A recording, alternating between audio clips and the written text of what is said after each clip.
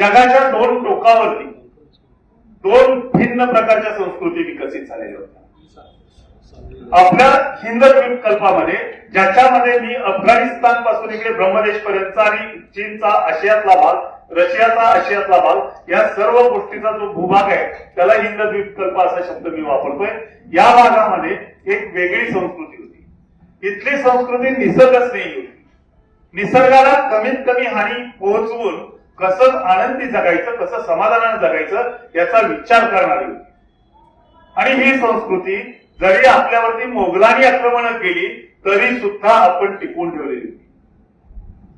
त्याच्या उलट पाश्चात्य राष्ट्रामध्ये प्रत्येक गोष्टीवरती मालकी सांगायची, ती गोष्ट ओरबडायची, ती गोष्ट आपल्या मालकीची करायची, जिथं आपल्याला जाता येईल आणि जिथं लुटता येईल तिथून मोठ्या प्रमाणात लूट करायची आणि आपलं राष्ट्र जास्तीत जास्त श्रीमंत कसं करता येईल अशा प्रकारची संस्कृती पाश्चात्य राष्ट्रामध्ये.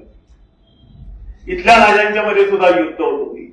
इथल्या राजांना सुद्धा साम्राज्य पसरवावं वाटत होतं. मात्र त्याच्यामध्ये इथलं जनजीवन विस्कळीत करण्याचा प्रयत्न अपवादानेच क्वचित झालेला असेल. इंग्रजांनी मात्र तसं केलं नाही.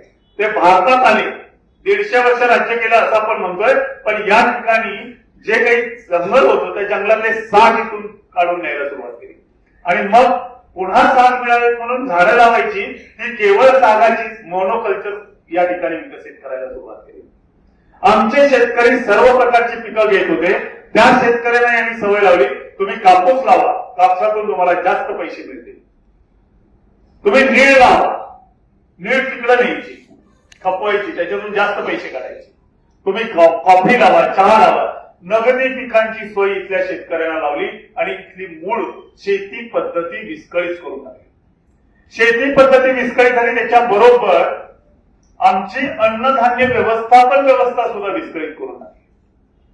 आणि मग हळूहळू जी पाश्चात्य राष्ट्र संस्कृती होती स्वार्थाची, ती संस्कृती इथं सुद्धा रुजायला लागली. आणि 150 वर्ष, 15 वर्षाची एक पिढी म्हटलं तर 10 पिढ्यामध्ये ही जी आपल्यावरती रुजलेली संस्कृती आहे, ती संस्कृती अनेकांच्या घरामध्ये वेगळ्या अर्थानं भांडण्याची, काही उरलेल्या लोकांच्या मध्ये वेगळ्या अर्थानं भांडण्याची परिस्थिती निर्माण करते.